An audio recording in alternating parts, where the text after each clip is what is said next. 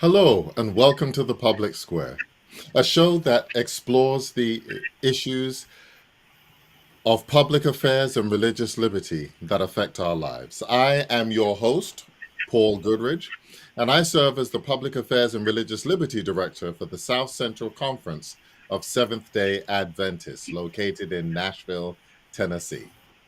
In each episode, we'll talk to people who are on the front lines on the fight for civil and religious liberty.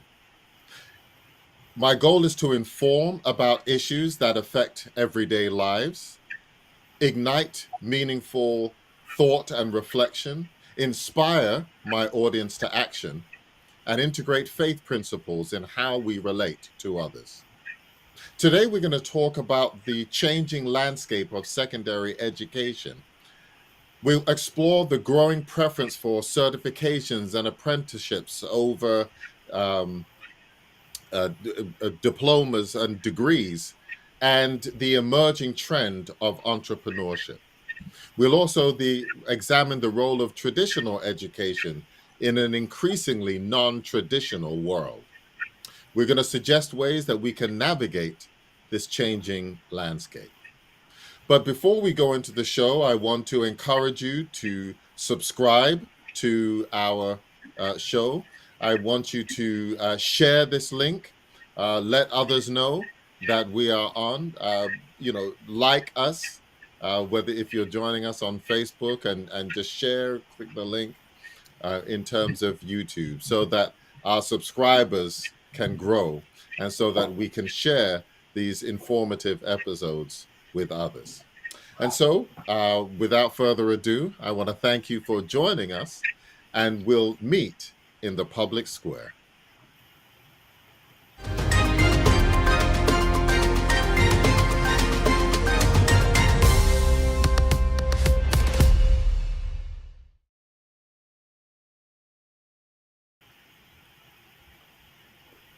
So, we're joined this evening, and we can bring up our guests. We're joined this evening by three distinguished guests who I'm happy to call friends, and as well as colleagues. So we'll begin first with Paul Nixon.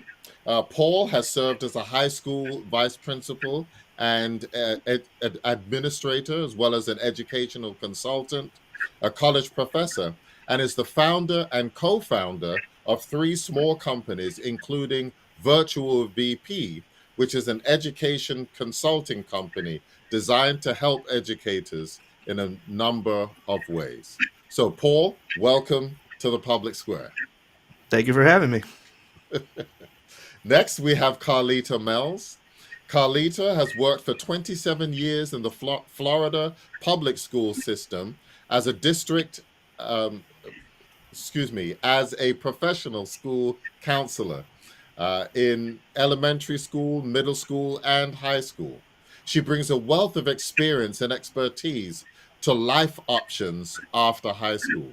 And so, Carlita, welcome to the public square. Thanks for having me. And then finally, we have Jason Thomas. Jason is the founder of Future Family Finance and co-founder of Einstein Wealth. He has over 25 years of experience in the financial field. He's an entrepreneur in his own right and has a passion to teach others to be self-reliant and entrepreneurs in their own right. And so, Jason, welcome to the public square. Blessings on you and the audience tonight, Paul. Thank you for having me.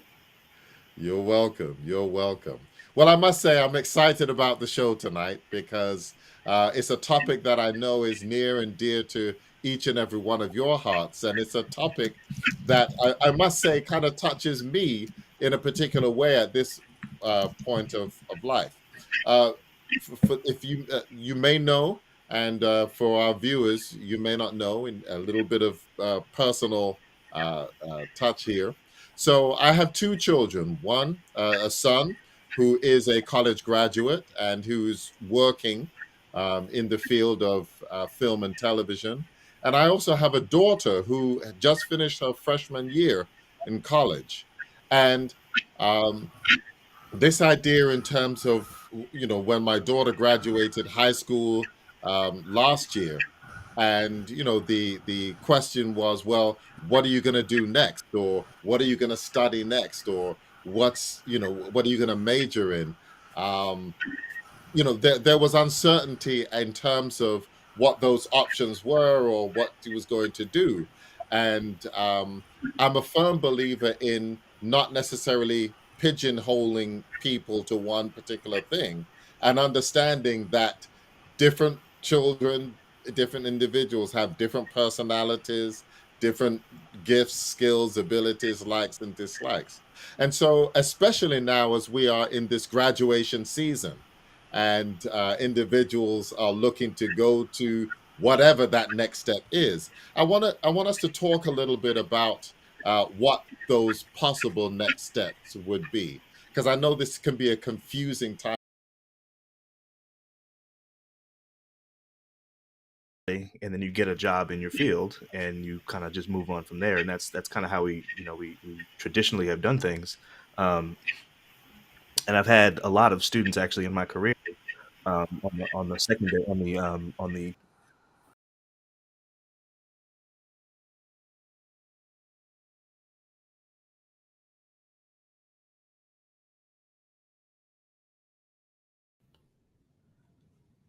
I think I lost my connection. Am I on? Okay. I can see you. Hopefully, you can see me. So, continue to answer the question. I've had a lot of students on the college level. And I've asked them in college freshman classes, "Why are you here?" And a lot of students have said over the years, they've said, "This is just what you do next, right? I'm here because I finished high school, and this is just what's next. This is what you're supposed to do." And recently, in the last maybe 4 or 5 years, fewer and fewer students have responded that way. There's still some, but now students tend to be um, more geared towards getting into what they want to do for their lives instead of just going to school just because somebody told them to. Right? It seems to me like fewer students are playing the game of school. But traditionally, that's kind of what we've done, right? We've kind of just gone to get a degree in the thing that we think we want to do, and then go try to get a job from there. I don't have any stats in front of me, and in fact, I'll try to look something up here in a second. But I think the numbers of people who actually get jobs in their career fields is not very promising. I don't think they're very high numbers.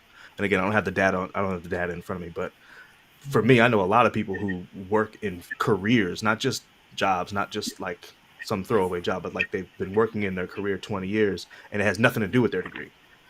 So a lot of people, that's happened to a lot of people. So I think that probably feeds into this sort of breaking from the mold, right? Where people feel like it's not even necessary to go to college, perhaps like it used to be, because they don't see the connection to the practical connection, right, to making money and getting a job once they're even finished with that, because they have to get a job in something else anyway, right? So, but traditionally, to answer your question, traditionally it's been let me go to school, let me go to school, let me go to school, let me get a job, right? And I think that's kind of breaking down a little bit because you know it doesn't always work.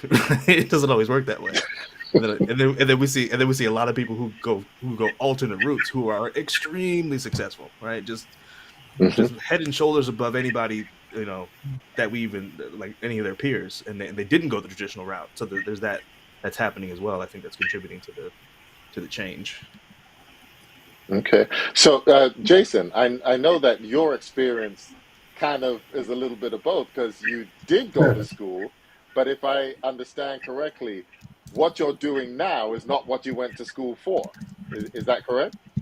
It is, but I had, I have two parents. Paul, let's give some context to all of this. Hmm. My mother has a master's degree in dietetics and nutrition, and my father has a vocational degree. So he didn't go the traditional route, right? To a 4-year university. And believe it or not, he was the most successful one within the family. So I got a chance to see it from both sides at the end of the day. And honestly, for me personally, I went to a 4-year university. I actually dropped out in my second year, believe it or not. I was actually making more money than most of my professors. and I decided that this just didn't serve me any longer. And in my mindset at the time, I could not justify sitting in a classroom. So I Mm. left and I went the non traditional route. I got into the insurance industry and sold insurance and did quite well at it at the time. And only went back to school only because someone said to me, do it for your parents. So I went back Mm. and got the Mm. degree in finance.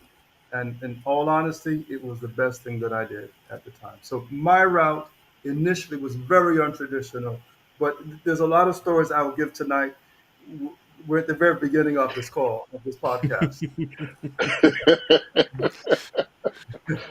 Let me Absolutely, not share absolutely. everything in one sitting here.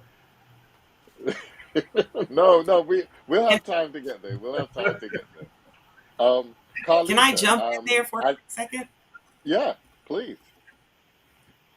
I think that it's interesting based on what he was saying, how he went back for his parents, is that when you go to a family reunion, a family dinner, you all, the aunts always ask the teenagers, oh, so what are you going to do when you graduate? You're a junior now. You have to think about college. What are you going to do? Where are you going to go? And I think that the kids are programmed to say things Mm-hmm. like, oh, I want to be a doctor. Yep. Oh, yes, you're going to be the best doctor in the family. We'll all come to you, or whatever it is that they want to do. So when they get into my office, I'm like, okay, so what do you want to do? They'll say, I want to be a doctor. I'm like, okay, what kind of doctor? Mm-hmm. Uh, You have doctor, no idea. medical doctor. Okay. So the answer you gave me is the answer that you give at the family dinner. I Mm-hmm. get paid to ask the next questions. And so you've never really thought about it. You go with Mm-hmm. whatever everyone's like, oh yeah, you're gonna be the best engineer. Okay, what kind of engineer? I'm an engineer that does engineering. Okay, but you've not thought this through. So let's dig a little deeper. Let's talk and have conversation about what it is you like doing. Based on your grades, engineering may not be the choice for you. Let's think about something else. Yeah, yeah. That's all. And so no, and so, with this idea of the expectation of others, that there is a traditional route that we go, Mm-hmm. that of course Mm-hmm. everybody's going to go to college.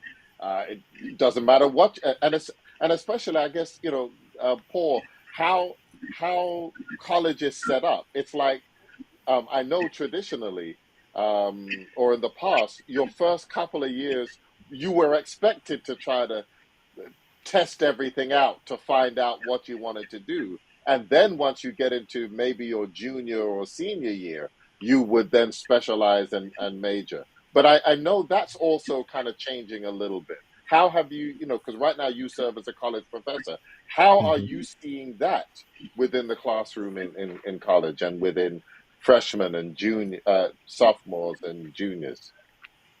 Yeah. So what Carlita said really, I see a lot of that too. I'm not a counselor, but I teach a lot of freshmen. I teach um, a, one general ed course called freshman composition here at Oakwood, and everybody on campus has to take it basically. So I always have dozens and dozens of freshmen every semester. So what Carlita said, I hear that all the time. People say, I want to do this, and you ask the next question and they don't have any idea. They haven't thought it through at all. And some of these students will say out loud in front of the whole class, I'm doing this because my mom told me to, or I'm doing this because my Mhm. dad is making me, or something like that, right?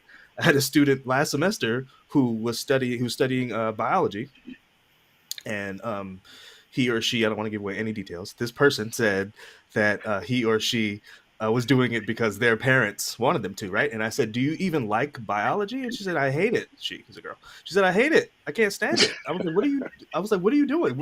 I was like, you can't live, your parents can be so mad at me for saying this, but you can't live their life. You have to Hmm. live your own life. You can't study something you hate. That's not gonna work. Especially something like medicine. It's way too hard. It's way too hard to do it if you hate it, right? So that happens a lot, right? What Carlita said happens a lot. And I think what you said, the idea that you typically use the first couple of years to sort of try to figure it out, and then you specialize. I think that makes more sense. but we're not really set up like that anymore. We're set up now in many cases where a lot of programs are 4-year programs. So you have to start taking your, let's just say, nursing classes your freshman year. Otherwise, once you start the program, it's still going to take you 4 years. So if you start at your junior year, you still got 4 years ahead of you, right? So there's some programs that are set up like that where they don't really allow you to do the discovery work before you get into the specialized classes. That happens in some cases. So then we see fewer students sort of testing the waters as you describe. And I wish more students would do it, honestly. I really wish more students would try to figure it out once they get there. Okay, I know I want to go to college. I know I want to get another degree. I know I want to do something that requires another degree, but I don't know what it is yet. Let me go figure it out. And let me do my best in all my classes and just kind of see what I like and kind of see where the Holy Spirit is pushing me, kind of thing. That doesn't happen that often. So, it's more of a shift towards, I already know what I'm going to do, and let me just go after it. And then what we see on the other end of that is because these are children, right? 17, 18, 19 years old in a lot of cases. They're kids. We know as adults, we know that they have no idea. They don't know that they have no idea. So after a couple of years, in some cases, they're like, man, this ain't for me. And then they got to start over and almost deprogram themselves. Oh, I thought I wanted to be a doctor since I was 7. And now you're 19 or 20 and you're like, I don't want to be a doctor. And I got to totally rethink my life. You know what I mean? So I think we do ourselves a disservice sometimes by that Thanksgiving conversation that Carlito's talking about. I think we get in our own way sometimes. In the way of a family member sometimes by saying, like, why are you asking an 8-year-old what they want to be when they grow up? They have no idea. They don't know. Yeah. They don't know what the possibilities are. So yeah. And I think that some of the things that we're doing is not necessarily in the best interest, because some of these kids this is their first time away from home. This is the first time they're actually going to make a decision, because mom has always made the decisions and dad has always said we're going this way, and so mom is like, okay, we're going to go that way. It's like, well, do you want to go that way? I've never thought of it. It's not something that I've even considered, because mom and dad said, you're going to go to law school, you're going to be a lawyer, because whatever the reasons are, but you're going to be a lawyer because I said you're going to be a lawyer. You're going to go to this school. And then not knocking Oakwood, but I'm just saying that everybody went to Oakwood. So guess where you're going to go to school? You're going to go to Oakwood. But it doesn't matter that your major may not be there, but you're still going to go to Oakwood. That's not true for Oakwood students. That's all the other schools. That's not true. So Jason, I see that you're smiling. I'm smiling, Paul, because I'm thinking back about my experience in university. I felt as if I was socialized academically. What I mean by that was I was taught in school that I must get a job. I was never given the skill set to create a job. Wow. Okay? And I knew that when I was in school. Even on the graduation day, I sat at the Von Braun with my arms folded because it was meaningless to me. I was happy to see my parents excited. But for me personally, I got my degree in finance, but I had no clue as to what I was going to do afterwards. But was I worried about it? No, because I knew that I had developed a certain skill set in knowing who I was. That once I graduated, all I had to do was pick up a phone and make a few phone calls to my colleagues who graduated the year before and say, where are you working? What are you doing? And someone would want to interview me and hire me immediately. Okay? Giving you some context now. So those were the things, as opposed to some of my colleagues, as Carlita said and Paul said, who went and said, you know what, you're going to be an attorney. You talk to them today, hate it. Most of our friends don't like what they do. And so I knew at the time that I needed to develop, refine my skills, find a job that would allow me to do that and develop it, and then give me a network so that I can end up determining and find my passions at the end of the day. That's what we. Okay, so you're talking about the importance of discovering yourself and finding your skills and kind of utilizing those skills. But Carlita, um, I would assume, and please correct me if I'm wrong, that a number of the students that come to you, the number of students that you interact with, whether they be seniors in high school or maybe juniors, have no idea what their skills are, have no Mm. idea what their potential interests are. How do you address that? How do you um, deal with that? What I find is interesting, and you've talked about the different trends. One of the trends that's happening now is kids are start students are starting to create their own brands in high school. Mm. That's right. It's not just a piece of clothing. They have a brand. They have their friends wearing their brand. Everybody's going on social media with this brand, and they are making their brand so that parents don't necessarily have to put out a lot of money for college because their brand is making money. I was Hmm. talking to one of my students, and she was sharing, what she does. She does custom clothing, and then she started sharing with me, things that the amount of money she makes for this, the amount of money she makes for that. And I was thinking, I am in the wrong business because I mean, she's still in high school. She hasn't graduated yet. And I'm like, Hmm. wow, where, they have an amazing amount of ideas and things. And this is some kids. That's not all. There are those. But then you have the other ones that, who, okay, what are you going to do? I'm going to do, let's figure it out. Okay, what do you like to do? And they're so used to, parents saying, this is what you like to do. Okay, and you've had conferences with parents, and I'm sure Paul has had many conferences with parents where the parent does all the talking. And so you have to kind of, Mom, I'm talking to Johnny. I just need Johnny to answer me. I don't need you, because they will take over and say, this is the direction that we're going. So when it comes to picking a school for what we're going to do next, Mom is still ready to tell you what Johnny's going to do. So you got to wait for Mom to go home and then call Johnny back out of class and say, okay, Johnny, now let's talk, you and me. What are you going to do? What do you like to do? And find out that, they may or may not like it. Okay, well, let's do interest inventories. If you Mhm. want to go into that, have you shadowed that person? Have you talked to somebody? Have you interviewed somebody in these particular fields? Do you even want to go to college? I mean, it doesn't matter. And I will tell them, it does not matter to me. I don't care what you want to do. Whatever you want to do in life, it doesn't matter to me. I really don't care. What I'm going to do is help you to get to that place, to do that thing that you want to do. And if you can do a job that you love, it is something, a hobby, a thing that you really love, like you just wake up in the morning and this is what you want to do, and you figure out how to get paid for it, you will not have to work ever in your life. Mm, mm, mm, mm. Listen, she's. Let me throw this conversation on its head. Let's be very honest. We were all, four of us here, are born in the wrong era.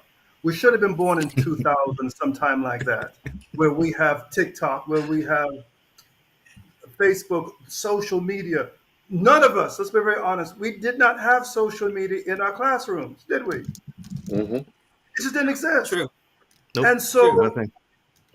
imagine now talking to a student who bought Dogecoin, who bought Bitcoin, bought cryptocurrency at an early age. And now Hmm. they're, I know some who were sitting on $300,000, $400,000 and sophomores in college Mm. because they bought crypto at an early age. I know individuals who are, as you just said, they're content creators. They see fads and they determine what they're going to do, and that's where they make their living. And now their colleagues are looking at it. They don't have college degrees. I have a cousin of mine who Yeah. went to Oakwood, dropped out, and she is a major connector when it comes to hair Mm-hmm. products. She showcases them Mm-hmm. online. She has a following, and all of the ad agencies are after her, and they pay what she gets paid monthly is ridiculous at the end of the day. Mm. Now, why did she go back and finish a four-year college degree? Remember now, her peers are looking at her. This is the reality that we live in today. So Mm. it is harder now when we have all of these influences, and these are not anomalies any longer. For some Mm-hmm. of them, it's their norm. Group of them get together. This is what they showcase. I see it all the time. Last story.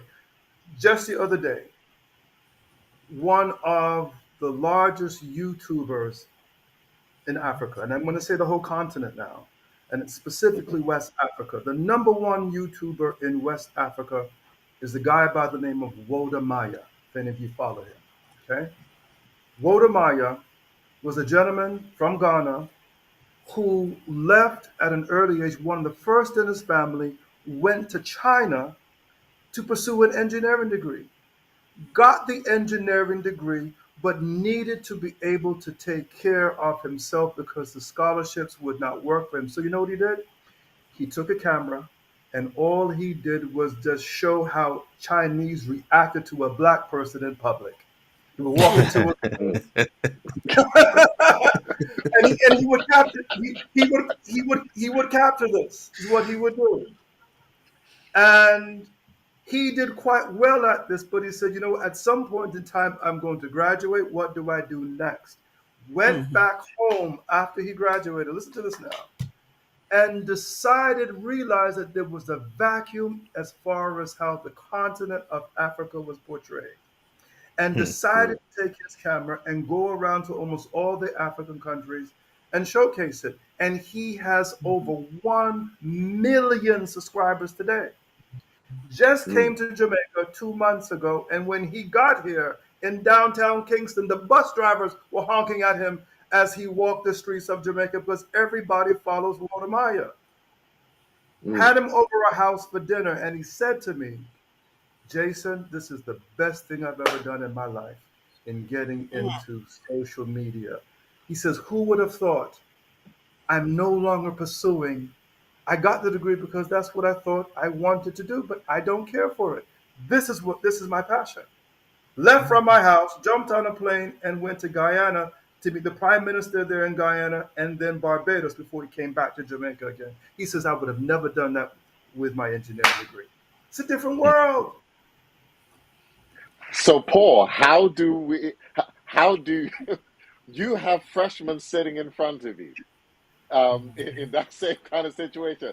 How do you convince them in terms of, well, Walt Whitman and, Shakespeare and of the importance of grammar in terms of having your subject and verb, agree in tense, gender? How do you relate to that when they are, that is the furthest thing from their mind when they're thinking about how am I going to make money now and how can I sustain, the money that I'm making now? Yeah, so it's actually not that hard. I connect all of my instruction, everything I teach, I connect it to skills. So and Jason said this in the beginning of our podcast. He said something about not getting the skills you need to do the thing that you're trying to do. Hmm. I'm always teaching skills. Always, it doesn't matter what the course is. So I'm always connecting the curriculum to an actual skill. So we're not just what I call playing the game of school, right? It's not just you give me a paper and I give it back to you. It's not just do it because I said to do it, right? It's not if that's your attitude in my class, you're probably not going to be successful in my course because that's not what we're doing, right? We're actually trying to build skills. Everybody needs to Hmm. know how to read. Everybody needs to know how to write. Everybody needs to know how to communicate. Everybody needs to know how to. I teach performance. I teach acting and stuff like that. Everybody needs to know how to behave in a way that doesn't match what they're feeling in the moment. We all act, right? So I connect. I'm always connecting what I'm doing to an actual skill that's useful in real life. So when I do that, Hmm. then I say it doesn't matter what you're trying to do for a living. You still need to know this. You have to know That's right. this in order to do that. You have to know this that we're doing right now in order to do that. I don't care what that is. It doesn't matter. You can. And I use examples from like people that they know and admire from like the NBA and stuff like that. And he's an older guy, but so these kids might not know him. But I used to use the example of Kevin Garnett, one of my favorite examples. When Kevin Garnett came into the NBA in the mid '90s, he came straight out of he came straight out of high school because he couldn't qualify to be on his college team academically. So he went straight to the NBA out of high school. It was really a necessity. He didn't want to skip college, but he had no choice. In order to continue to play, he had to go to the NBA, right? So he went to the NBA. Listened to interviews of Kevin Garnett from his first couple of years in the NBA. He sounds like he can't read. I'm not going to say he couldn't read. I wasn't there. I don't know him, but that's what he sounds like. Listen to him again 5, 6, 7 years later. He sounds like an intelligent, intellectual person. He's always an intelligent person. He just didn't have that skill, right? So I say, for example, I don't care if you want to play basketball. You still need to know how to speak clearly. That's right. You still need to know where a subject and a verb go in a sentence, right? So you need to learn this, right? So that's my approach to it. I always connect it to a skill that's useful for them, and that's something that I think we in general could do more effectively. Make sure we're connecting what we're teaching to real life skills instead of just here's your grade, instead of just here's your degree, right? I can't go as far as Carlita and say I don't care if you don't go to college. I I can't go didn't say there. that. She said I don't care what you want to do. She said I don't care what you want I'm to a do. Which help. is also yeah. Also, it's also true for me, but I can't say. First of all, I'm teaching college kids, right? So I'm not going to say I don't care if you're in college or not. I need you to be in my room, right? So it's just a different take on the same issue, though. But I will absolutely say, hey, are you studying thing A? And I ask them all the time. People say I'm studying this thing, and I say why? Why are you studying that? Um, I had a kid this past semester, a student this past semester, say I'm studying theology, and that at our school at Oakwood, that is a response that typically gets "Yay, good for you!" Right? My question for that: Why? Why do you Oh, want to do that to yourself? I'm a PK. I know so many pastors, right? And for me, almost all of them love it, but it is a burden. It is a yeah. heavy, heavy burden. Why are you doing that? And if your answer isn't the Holy Spirit told me to, I'm like, you should consider another profession. You really should think about something else. You know what I mean? So like I don't like again, let's like Carlita. I don't care what you want to do, but I think that process of connecting what we're doing to specific skills and asking those questions and saying, how is this going to actually get you to where you want to go? I think those are useful things.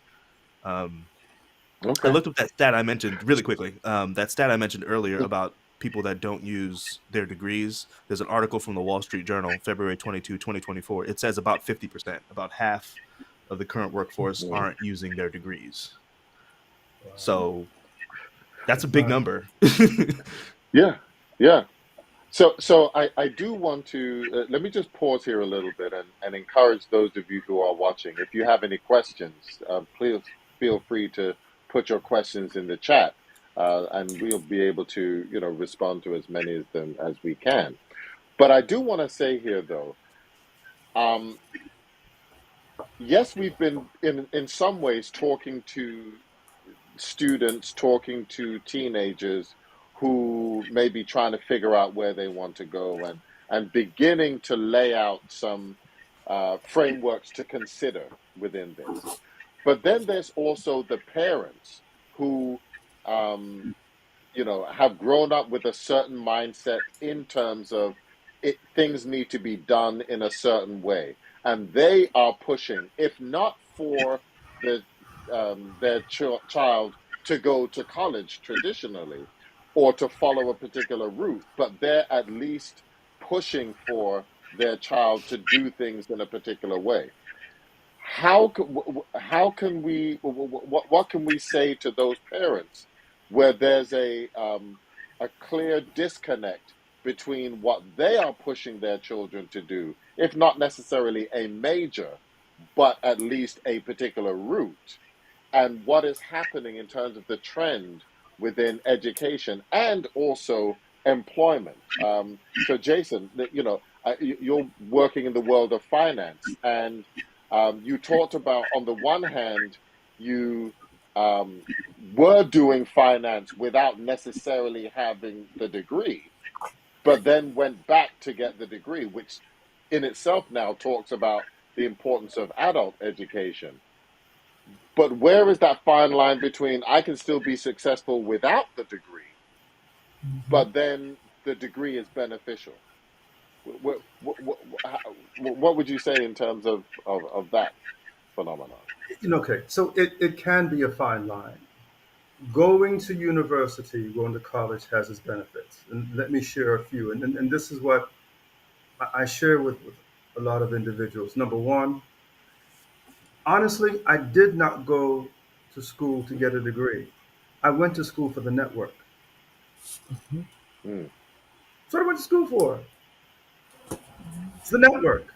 It was the only playground in the world in the 4 years or 8 years, whatever time frame that you have, where you have a group of people that you're going to have access to, that you eat with, sleep with, you see it each and every day, go to church with, hmm maybe, and these relationships, the bonding that you have, what it does, it broadens your horizon. It allows you to travel to places in places you have never traveled before, and so when I talk to individuals, I simply say to them, if you don't get it in this platform, you tell me what other platform can you get that from.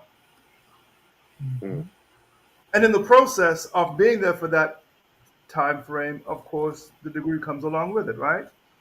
And hmm so when I got my first job, I worked for a company called ADP, Automatic Data Processing. They're the nation's largest payroll provider in the United States. And hmm I remember being interviewed, and he looked at my resume because notice now, I didn't really have a job. I had a business before that. I said to him, "What are the requirements?" He said, "Number one, that you have a degree." I said, "Why is that important to you?" He says, "It is the only metric that we have to utilize to showcase to us that you can do something for a period of time. mm, It's the only metric we have." And he says, so if I didn't have that degree, there wouldn't be a possibility of being hired. He says there wouldn't be a possibility. The other thing I'll say is that when it comes to parenting, we have to understand our children. We have to understand their desires, their development, where they are, and determine what will make them happy at the end of the day. mm, And hmm try to guide them down the paths in which can develop certain skill sets for them in that regards. My two boys, they may take two different paths. Both of them don't have to have traditional jobs. But what we as parents, both Carmen and I, just seek to do is nurture them. Travel, for example, for us is one of the biggest educators. I would advise anyone travel, even if it means taking a year out of college. Travel, it is the biggest educational tool that you can have.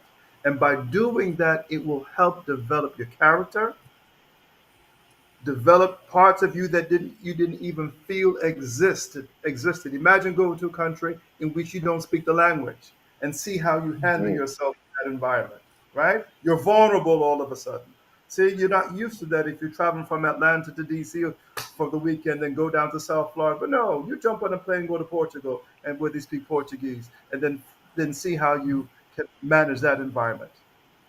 See, hmm those are the things that we do and that we advise parents to start to do, and it will foster and help develop your children's skill sets. You'll learn something new when you take those approaches. And sometimes we just have to think outside the box in that regards.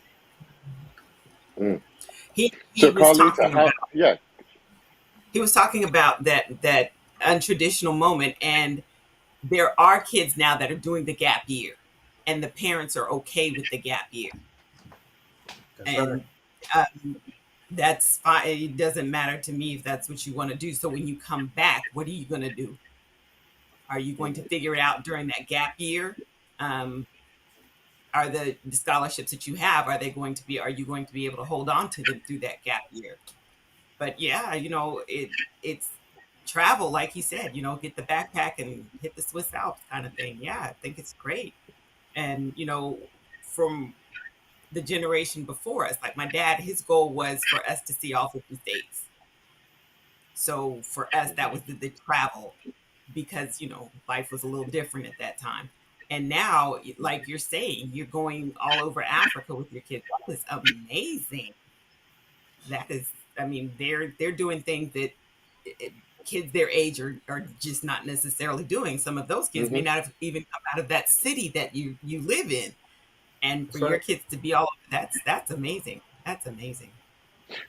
So okay. So I hear, Jason and Carlita, you concurred in terms of this idea of travel and this idea of the gap year. But is our current system set up to support? And I think, Paul, you kind of alluded to it a little earlier. Is our system set up to support exploration?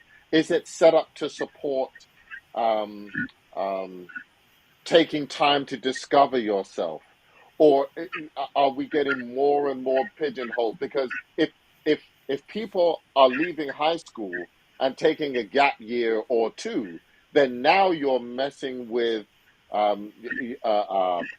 enrollment, which affects funding, etc., from an institution standpoint. So is our educational system set up to encourage our students to explore, to find themselves? I'm gonna say no and yes. Typically, people say yes and no, but I'm gonna say no and yes. So Good. no, our system is not set up to encourage exploration, but our system is flexible enough to accommodate exploration. So Yes. Hmm. I would say that you have to, as an individual or as a family or as a community, whatever it is, you have to divorce yourself from some of the traditional notions of what an education looks like. And if you do that, then you can explore. So, like for example, I have a friend who decided when he started college, okay, he knew he wanted to be an educator, and that's what I'm going to say that too in a minute. There are some professions that will always require a traditional education, right? Um, Hmm. so college is we shouldn't just throw college away. If you want to be a doctor, you should go to college. If you want to be a teacher, go to college. If you want to be a pastor, you got what I'm saying. So like anyway, Hmm. but I have a friend who wanted to be an educator, knew he needed a degree, going to go to college. He decided my biggest priority, I don't want to take out any loans and I don't want to have any debt at the end of my situation. So he only took Hmm. classes he could financially afford at that time, and that's how he built his Hmm. schedule. It took him 6 years to finish a 4 year degree, but when he finished, he was 23, which is still plenty young. And then the advantage he had when he finished is he was 23 instead of 21 Hmm. or 20 in some cases, or 22 or whatever. So he's actually a little older, a little bit more seasoned. He had seen a little bit more. He got hired immediately. There were like 4 or 5 schools trying to hire him at the same time as soon as he finished, because that actually worked to his Hmm. advantage. So he was able to explore. He's able to figure it out. He's able to take a little bit more time. He did fewer classes at a time, so that he actually learned the stuff in the classes.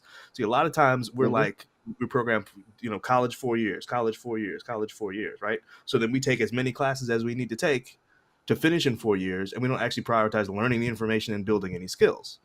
And we finish school, we have a degree and no skills, and we're Hmm. 21 with a degree and not hireable, right? So if you eliminate some of those ideas, eliminate the idea perhaps that, and it depends on the family, it depends on the person. I'm not saying that everybody go take 3 classes Hmm. and be a part-time student. That's not what I'm saying. I'm saying I'm saying you have to just divorce some of those ideas, right? It's not, it doesn't have to be 4 years. It might be 5, and that's okay. It might be 6, it might be 7, and that's okay. Depending on finances, depending on the family, all that kind of stuff matters too. But I'm just saying there's space. Um, the system can accommodate exploration if you want to do that, right? But again, it doesn't encourage it by any means, right? There's no. Hmm. I'm probably gonna get in trouble for saying this because I have a job at a university. People are gonna say, "Why are you telling people not to take classes?" That's not what I'm saying. It's not what I'm saying. I'm saying you could explore a little bit. Like, and Carlita mentioned a minute ago, there are some schools that'll hold your scholarship, right? You finish high school, and you have a scholarship to a university, and you can say to them, hey, I'm going to take a gap year. Can I have this scholarship in 2025 instead of 2024? And a lot of schools will say Hmm. yes. They'll hold your spot. You know what I mean? So they probably won't come to you with that idea, right? They're not going to come to you and be like, "Hey, you can have this scholarship anytime in the next 4 years." You know, that's that's not what they're going to do. They're not going to encourage you, but but they'll accommodate. In many cases, they can accommodate that exploration if you have. And I like what Jason was saying about really the parent driving that that explorative mindset, right? Just try stuff, go see stuff, go to some new places, and just look around. Travel is an amazing, Hmm. even domestic travel, right? Not everybody can travel internationally, financially speaking, but even domestic travel can be interesting. You know, there's Hmm. some very very different cultures just here in the United States. Go to Wyoming for a week.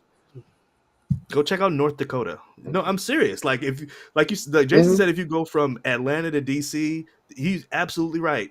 There's not that much difference between Atlanta and DC. But Atlanta to Utah, that's some pretty big differences. Go check out Utah and see what they're doing out there. And you'll see some very different cultures, there are very different ways of doing things, some different language, different expressions, all kind of stuff. So yeah, I love that. I love that idea. It, it, so it's interesting you say that, because within the realm of sports, and especially in public school, etc., Carlita, you may be able to kind of speak to this. Athletes who get to travel for tournaments, etc., they do become exposed to different places outside of where they are because they're traveling to another team, etc. And so you may not be able to take a family vacation, somewhere, but just as a matter of, excuse me, being involved in sports, that is another way of seeing a different perspective, so to speak, as you may travel You're from speaking to the way city to the city or state system to can like state. accommodate that exploration. Hmm. Hmm. Hmm. Yeah, yeah. So listen, we need to take a little break, and we'll be right back after. And I want to kind of talk about, because you've been talking about skill sets. I want to kind of begin to talk about what are, especially as we move towards the idea of entrepreneurship, what are some of the skill sets needed as we're facing this changing landscape in terms of higher education. So we'll be back right after this.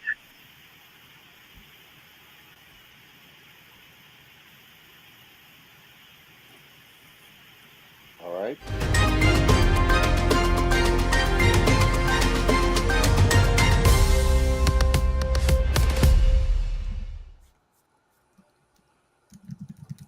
So we've been talking about the changing landscape of secondary education, and we've been talking about how traditionally the focus has been on getting a college degree. But as we are looking now, especially in the area of social media, especially in the area of just people determining for themselves and not wanting to amass an amount of debt, and then going to college and then realizing it's not what they want to do.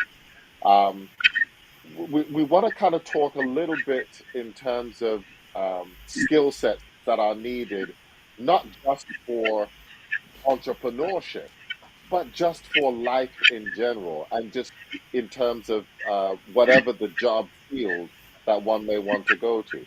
So let me ask you all, and I guess I'll begin with you, Carlita, because you kind of deal with students from a younger perspective. What are some of the skill sets that you either see as important in terms of preparing for life, or some of the skill sets that you seek to uncover or help develop in the students who come to you in your role as a professional school counselor? The school that I'm currently in is a historically black high school. So we funnel a lot of our kids to FAMU or BCU. That being said, the code switching is something that we really have to work on with our kids because they don't understand it completely. And we're like, your world will not always look this way. once you graduate and get your degree, your world will change on you. Um, as far as that, now I think that the tech schools are amazing. I think that that a lot of my kids now are moving towards CDL because they the truck driving license because they've known somebody who's done it and they're making a nice dollar at it. Um, there's also the welding programs, things that don't require, because, when some of them, when they get to the point that it's 12th grade, they're like, you know what? I don't want to see school anymore. I'm so done. Mm-hmm. And I accept that. Okay, fine. So then what are you going to do? Because living on your mom's couch for the rest of your life is just not going to happen. So what are you going to do? So, okay, but you can go to school for 6 months and you can come out with your mechanical whatever, and then you can make a living, make more money than your mom is making currently, and that can work, and you don't have just 6 more months of school. You don't have to go to college per se. um, and what I Mm-hmm. think is interesting is that, yes, college and university have their place. We are going to need a doctor, we're going to need a lawyer, but if you look at a doctor's office, there are so many other things that are in that doctor's office. When you walk in the doctor's office, somebody cleaned it the night before. When there's somebody that's taking your information when you get there, and these are not necessarily degree positions. There is somebody that is taking your blood pressure and telling you how much you weigh, all those things. Someone that's billing you, of course, got to get the money.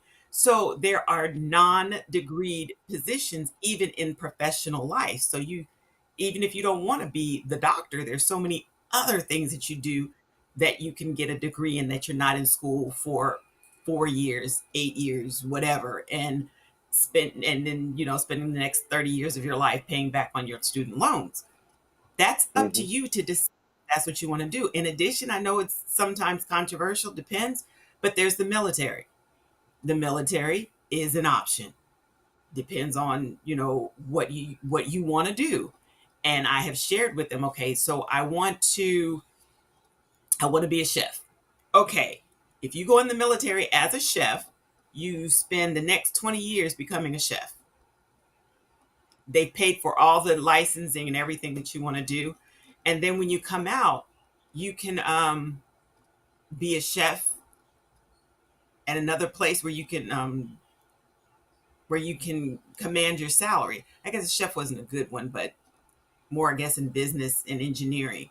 Mm-hmm. That you all the degrees that you want. I did one with a student wanted a CDL license or HVAC license. He wasn't sure which one. So you're going into the military, you have all of that. You can pick, they can train you.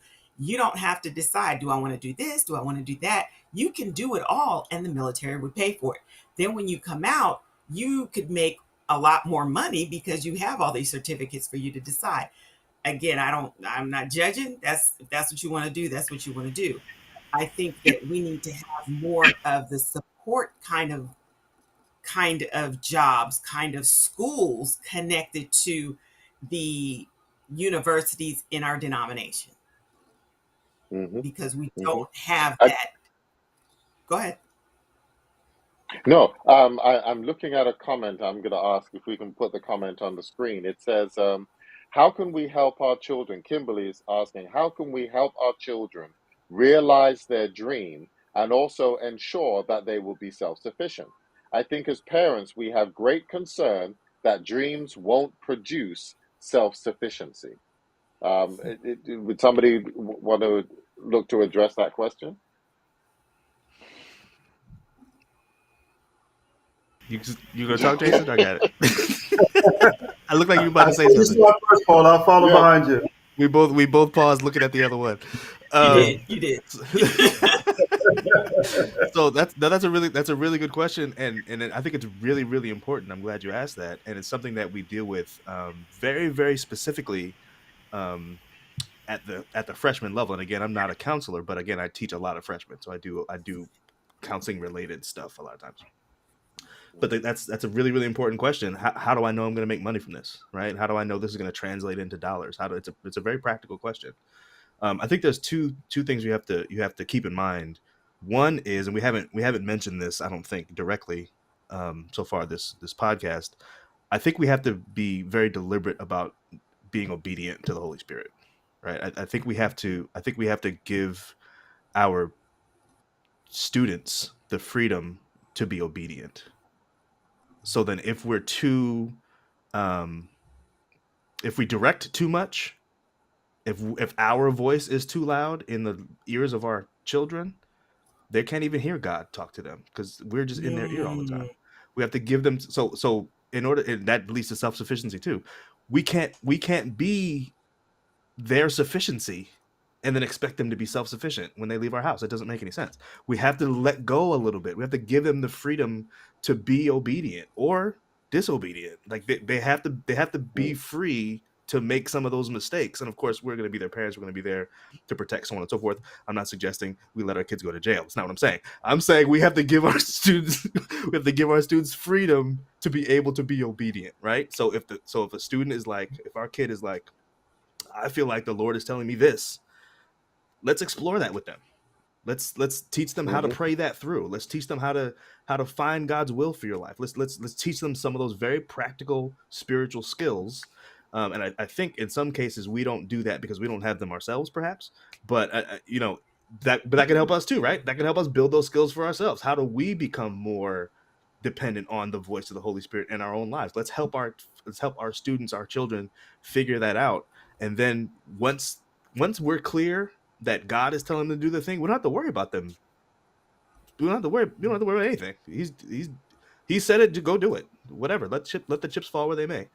Right. Let God be God in that situation. Right. So I think that's one thing. We have to teach our students how to be obedient and give them the skills and the freedom to do that. The other thing is, I think we need to focus our attention, and we mentioned skills a few times, and I'm really, really big on this thing. We have to focus our attention on helping our students build skills while they're in school.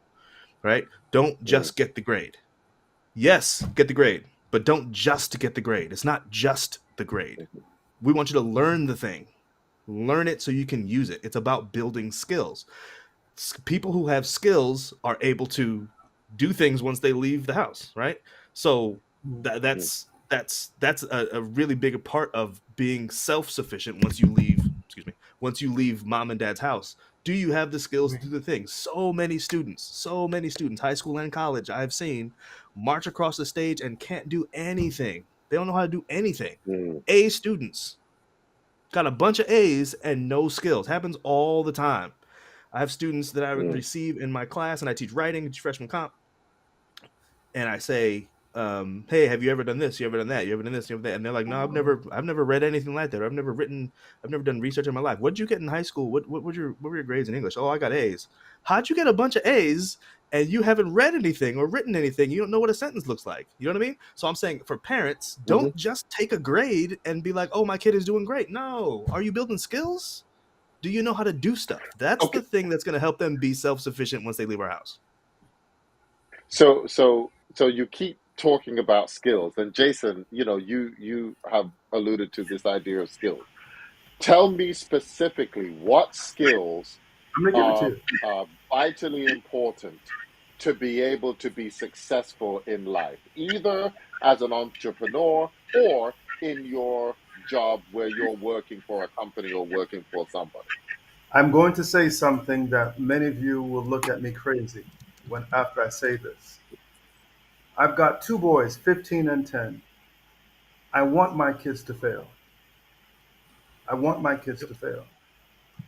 I Mm-hmm, need my boys to experience failure. See, what happens for us as parents many times, we don't want that. We want to make sure that road is paved just right so they don't stumble. mm, There's no bumps in the roads. There's no potholes that exist. And let's be honest, that's not life at the end of the Mm-mm, day. mm, And so, mm, what my wife and I have agreed to is that our boys must experience failure. Recently, my son went with a school trip. They went to Paris in January. This was an initiative, is part of an organization in which they go and they find an issue and they go around the world and they speak to that issue in other schools. And 10 of them mhm, went.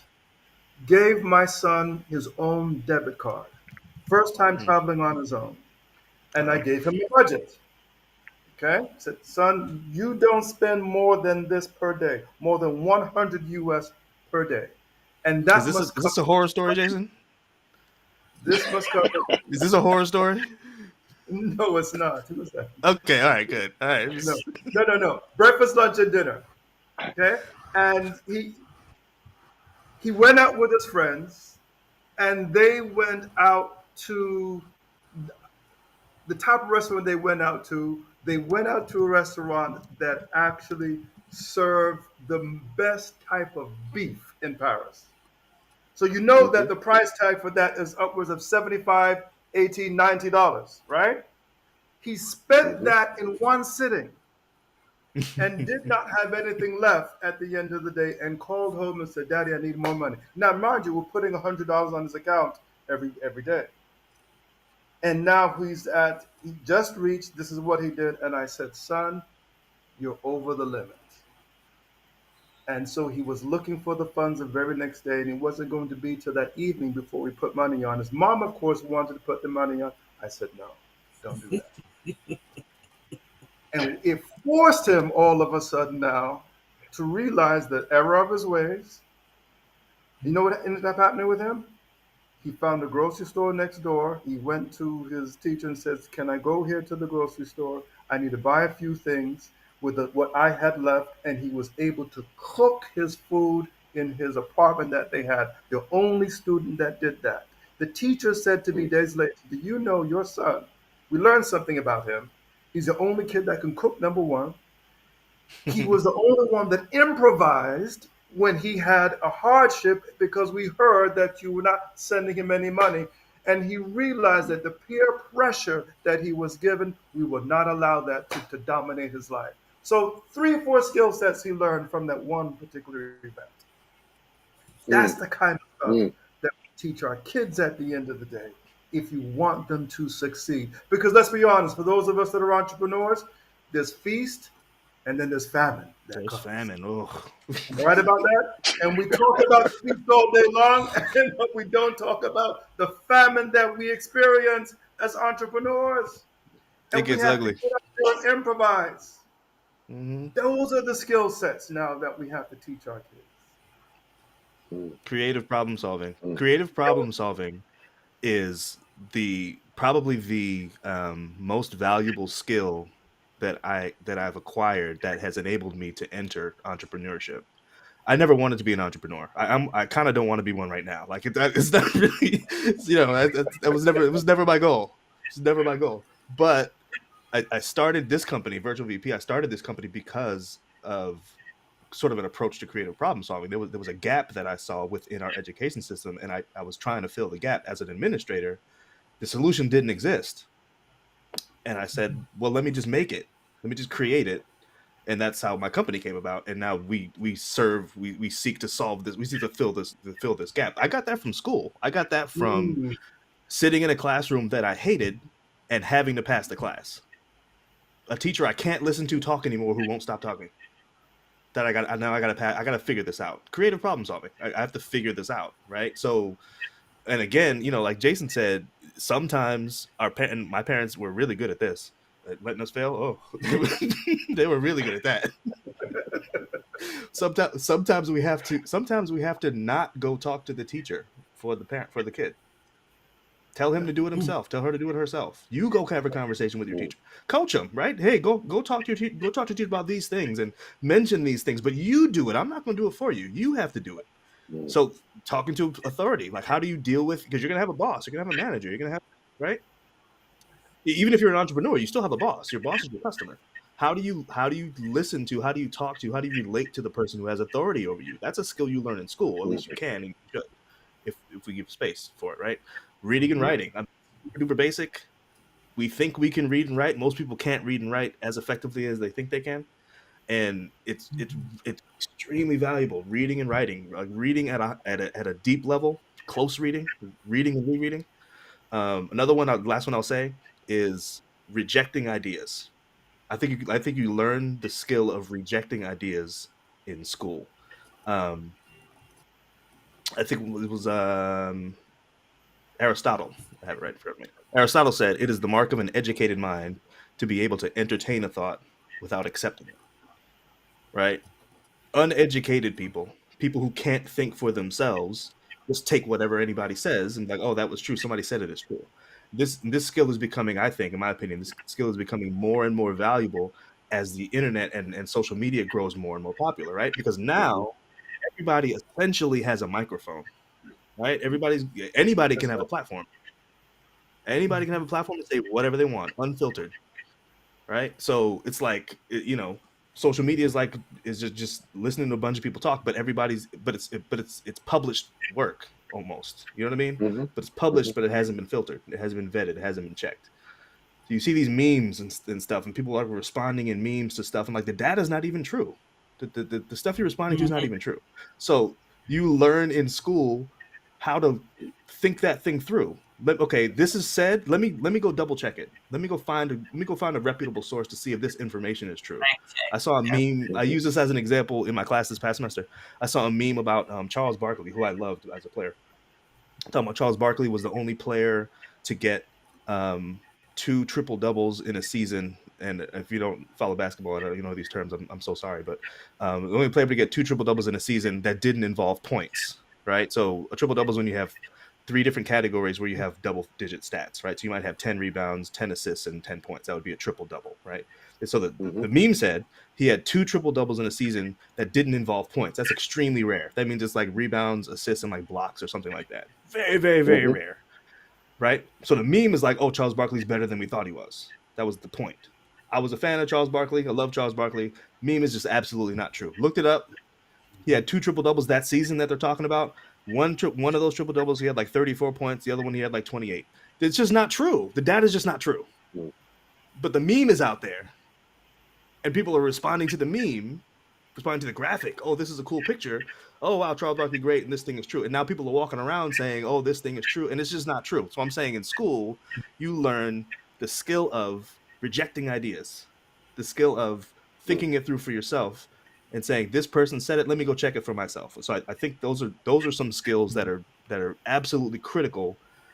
Even if you don't finish a college, even if you don't finish a 4-year degree, those are skills that you can still learn and use regardless of what profession you're in. I got a Okay, million My, of these. Carlita. I Yeah. sorry, go ahead, yeah, Lisa. going on that, some of the skills you're talking about, just basic good morning. Mm. Mm-hmm. We're Mm-hmm. lacking that. You're right. You're right. Thank you. I appreciate what you did. It's and instead of coming at somebody like, why you, and just popping the neck and got the attitude, and I'm like, are you asking me to do something for you and this is the attitude you have? I think we need Mm. to rethink Mm. this, because we don't. I mean, I have a hard rule: when you come in my office, you knock on the door first, and they will open the door, and I'll say, did you knock? And they're like, oh, okay, okay, okay, okay. And then they'll back out. And some of them will walk in and say, I'll say, did you knock? No. Well, what I wanted to tell you, okay, so let's back up Try again. and knock Mm-hmm. first. And then, well, but you can't just answer my question. You can go out the door, knock, you know, and these, in my opinion, are just agreeable. Some basic, before you Mm. even learn how to write, learn how to speak to someone in a nice way. You And know, yeah, it's yeah. funny you mentioned that because you will find teachers and professors who are in the 50s and 60s, 70s, where that is so important to them, Mm-hmm. right? Mm-hmm. And that's a trigger for them that when they find a student who is thoughtful in that regards, mannerable, it makes a big difference. That's another skill set. The other one that you touched on, Paul, I think was very important is reading. Mm-hmm. It is one of the least expensive ways to gain knowledge, isn't it? And we require our boys every month 2 books a month they have to read, even during school. It's essential. And the other skill set, believe it or not, that we require both of our boys to learn is cooking. Let me tell you why that's so Hmm. important. Love it. It's a lost art. Let's agree on something. And I don't care if all four of us get together and decide to go out to eat at a restaurant. But if I invite you over to my house and I prepare a meal, that's an experience that you'll never forget. Mm-hmm. We all go out to eat all the time. But when you learn to cook, especially remember being in college and you went to someone's home that could, a student that could actually cook, they are the center of attention. And those skill sets for our boys in teaching, and even for the girls, for those that have women too now, I've always said to our boys, if you learn to cook, especially if the mother's cooking, then it will change your life. You will never go hungry, number one. And number two, you'll find other people that will always be attracted to you because everyone is so used to going out to eat all the time. These are just basic skill Mm. sets in life. And so my son has learned any city in the world that he goes to visit. You drop him at the market, drop him at the grocery store. He's learned to find out what's there. And someone in that country is willing to teach you Mm-hmm. how to prepare that particular dish. And now you developed a Mm. relationship. So these are just basic skill sets that don't cost anything at the end of the day that you can develop. So yeah, no. So one of the things I'm hearing you saying is that word relationships. Mm-hmm. The skill set of being able to build relationships for the sake of relationships, because you never know. It's not a matter of, okay, I'm gonna just be friends with you because I want to use you or get something from you in the end, but just being able to know how to relate to people, to be able to um, have that kind of networking, where it may not even be as much about what you can get from them, but what you can give to others through the relationship of networking. There's a book Yeah. there's a book that's been out for a number of years called The Go Giver. Okay, and as the Go Giver sells more, there's a series of three books, and one of the skills that we teach our boys is the art of authenticity. Missing these Mm-hmm. days, right? Too many kids are putting on from what they see on social media someone else, a different or. Be authentic, be yourself, and that is what is very attractive to others at the end of the day by being like that. And so for us as a family, in teaching these skill sets, communication, of course, is a mastering that art and listening. Don't always be the one that's always talking. Listen to what people their desires, their concerns, Hmm. and then follow through with that. Being able to give, put other interests first. And let's be honest, as our raising teenagers is very difficult because they always Mm. want to take, take, take.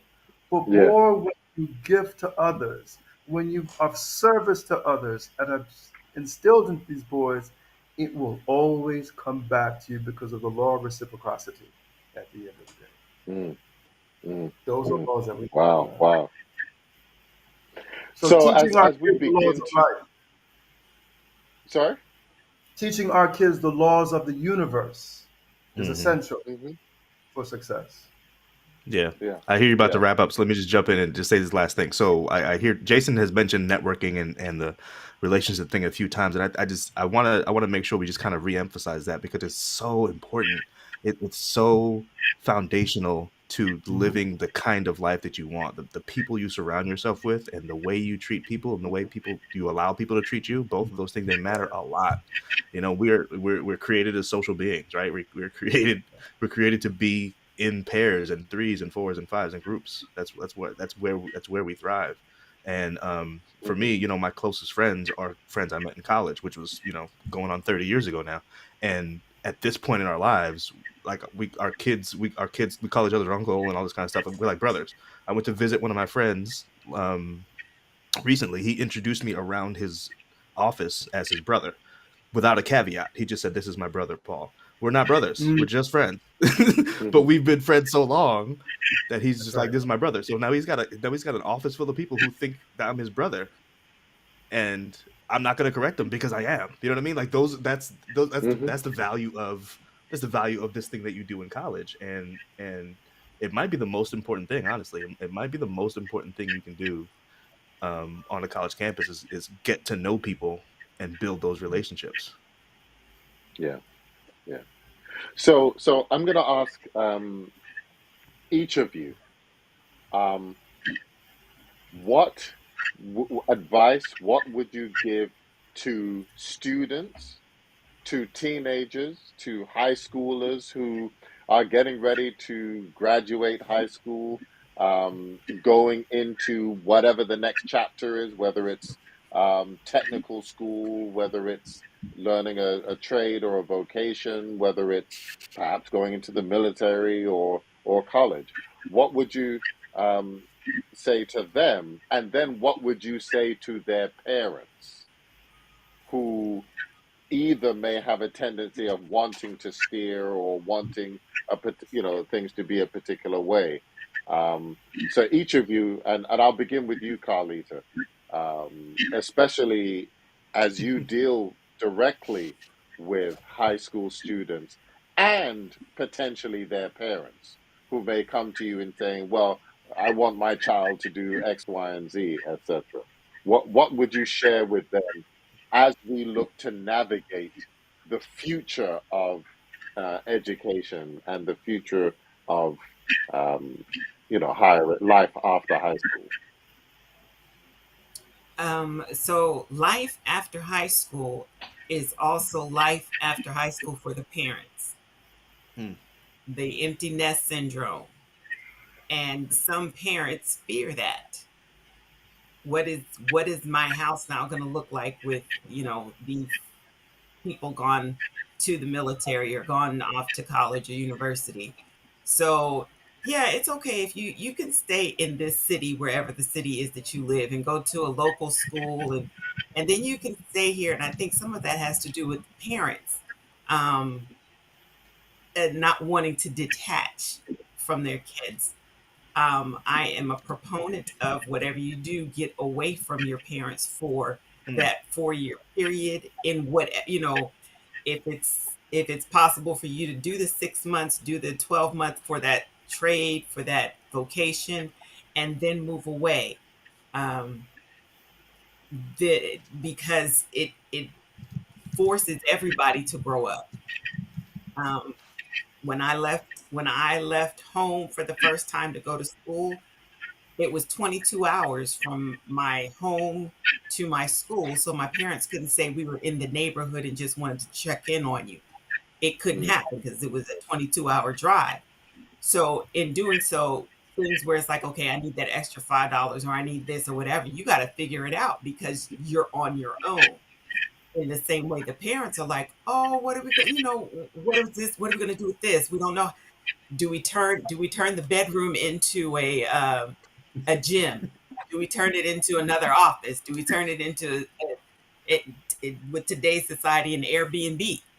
What are you going to do with that space that's gone? Because now there's a void also in your life as the parent. So you have to find something else to do. And the decisions and everything can be made jointly, but it's ultimately going to be that student that's going to be doing that thing, whatever that thing mhm, is. So it's got to be something that they're going to like, something they're going to enjoy, something that they can grow with. And as Paul was saying, something that the Holy Spirit is leading them to do, because it's a whole lot easier to go in the direction God wants you to than to circle back around to God's plan, as Jonah. Hmm. I'm just saying. Hmm.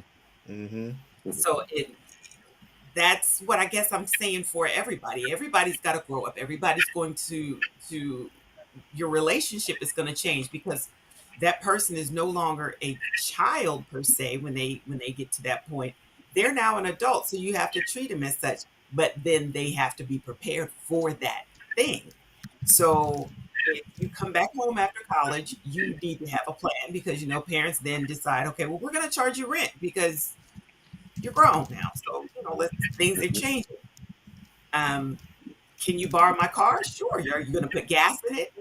These things are now changing, and the parents have to realize How do I react to this person who is now grown, going farther in life? So it's going to be a conversation that everyone is prepared for. And I still think everyone needs to go away for space for everyone to grow. That's right. Okay. Jason? You know, I've always been one that tries to do my best to think outside the box and look at life from different perspectives. Here's what I'm going to say to both the parents and that student. Last 2 years ago, my son, as he was turning 13, because of COVID, we could not have this. And what we had for him was a rite of passage. Okay? And in doing so, what we 3 day event that we had for him, his uncles, great aunts, all of them came, and it was a moment in which he lined up with his mother and her sisters and her aunts and my mom on one side, and all the men were on the opposite side. And what the audience witnessed was the women handing him over to the men. Hmm. Mm, Okay? And at the very end of it, we presented him with a drawing. And the drawing was rendered by a cousin of mine in the UK, which has him. It's almost like the images you see in Mount Rushmore. It has his head, mhm, along with mine next to it, my father, and his great grandfather. And we mhm, presented that to him.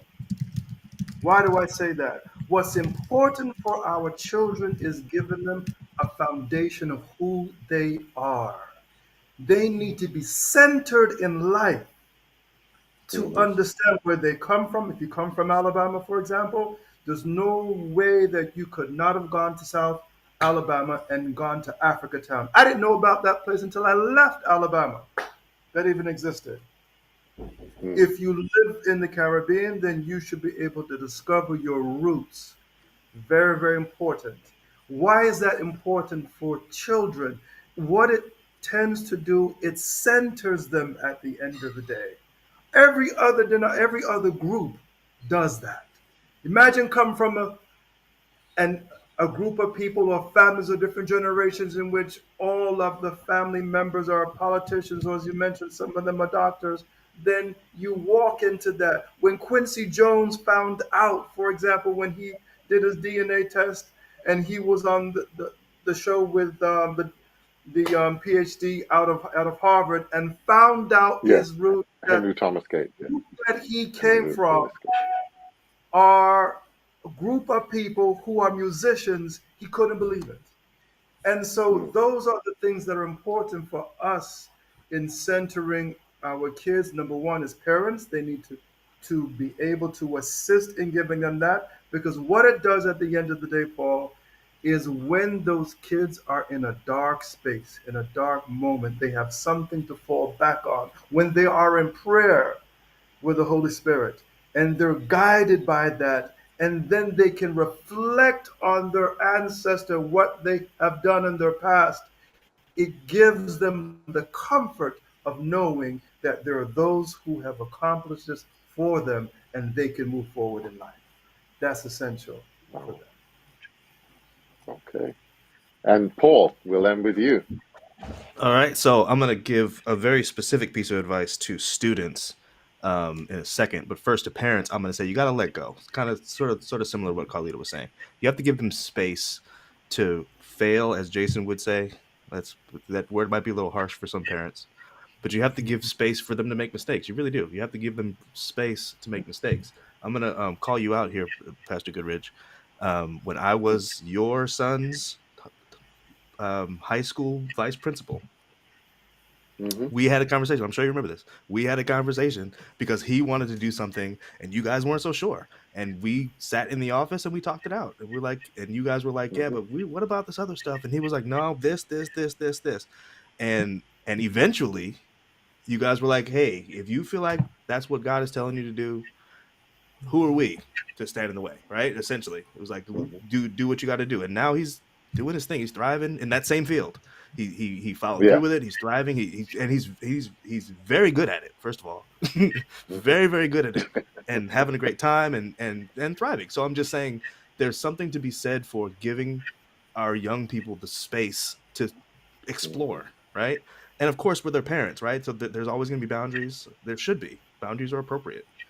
It's not just go do whatever you want and we'll see you in 3 years. No, let's talk it out. Let's plan it together. Let's think it through. Let's decide this together. Yeah. Let's pray together about it. All right, all that kind of stuff. You have to give space. I think have to is the wrong word. You should give space for that exploration to Mhm. take place. That's what I'm saying to parents. You should give space for that exploration to take place. I'm actually surprised at how many families or how many students I see in this day and age, 2024, where students come to school and they're like, my mom is making me whatever. I'm like, still? I'm like, I thought we were like, aren't we past this now at this point? But it still happens. It still happens. So we have to give that space. That's the first thing for parents. For students, I'm gonna get very specific. There's a book I think you should get, and let me say, I'm gonna show it on the screen. Let me say, I don't benefit financially at all from the purchase of this book. I am not affiliated with these people. I just like the program. Okay, so these people don't know me. I don't know them, but the book is really good. The book is called the Miniature Guide to Critical Thinking. Mhm. Richard Paul and Linda Elder. It's a really small book. You see that? It's Yeah. this is my hand on it. It's really small. It's called a miniature guide because it's a miniature guide. I put it in my pocket. I carry it around. I keep it. I take it everywhere I go. This book helps you to think better. Very simply, it gives you a system for thinking more clearly, for assessing your own thought process, for understanding whether or not other people are lying to you or telling you the truth. It gives you systems for these things, and they're very specific, and they work in any context. I use this book to help me think through the Bible. The content isn't the point. This book helps you with thinking. You can think about anything Mhm. using a system. So to students, I would say learn to be a better thinker. And if you improve your thinking, it's going to unlock so many aspects of your life, and you'll be able to do whatever you want to do at a higher level if you can think better. This book can help you to think better. Your thinking is very directly connected to how much money you make. Very Right. directly connected to how Mm. much money. If you think better, you will make more money. For those of you who are interested in money. Mm.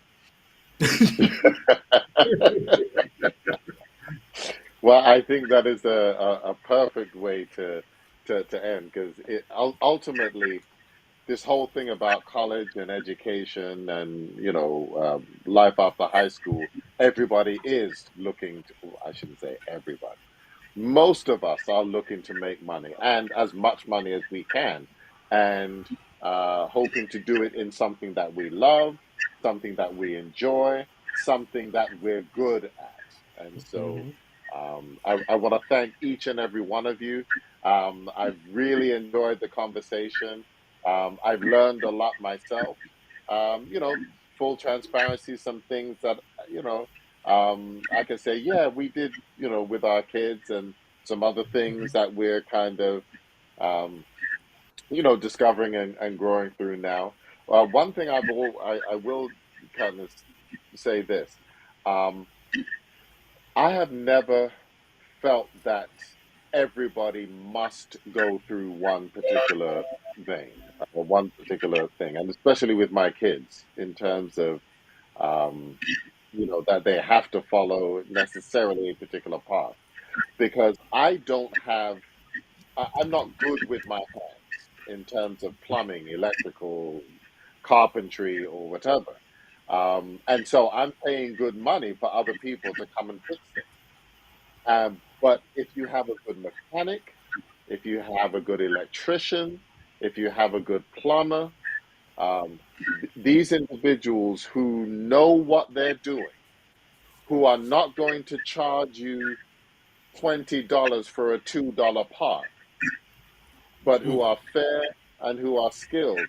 I say, and I was telling my kids in terms of, depending on what they want to do, you will never go hungry. You Mhm. will never be out of a job.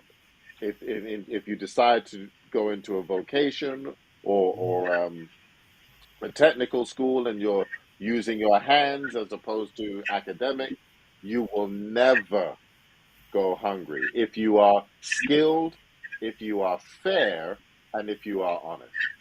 Mm-hmm. All right. So again, I want to thank you so much for joining us, and we'll be right back with a closing thought. I'll be right back with a closing thought after this quick break.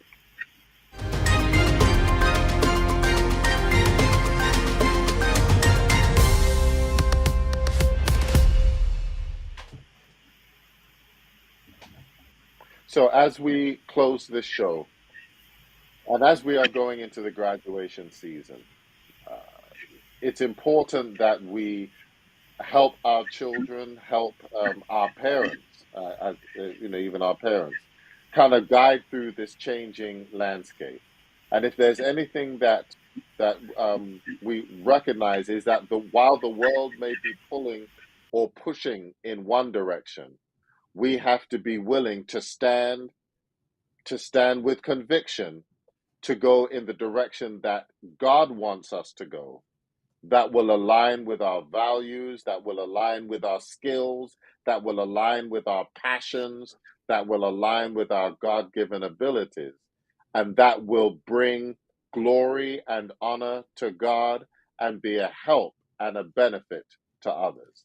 And if we have done that, if we have been successful in giving you something to think about in this show, then I want to thank you for joining us and just encourage somebody else to tune in terms of the public square. I do want to let you know our next show will be a special edition. It's going to be a camp meeting edition. It's actually going to be on Thursday, June the 6th. So Thursday, June the 6th, at a special time. We normally meet at 7, but we're actually going to meet at 3 o'clock, and there should be a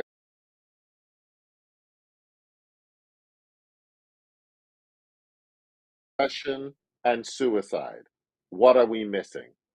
We're going to be talking about this very important subject, especially in this day and age with this climate that we're in. We want to be able to hone on that. And so we want to invite you to join us. That's Thursday, June the 6th at 3 p.m. on the South Central Conference YouTube or Facebook pages. Thank you for joining, and we'll see you next time on the Public Square.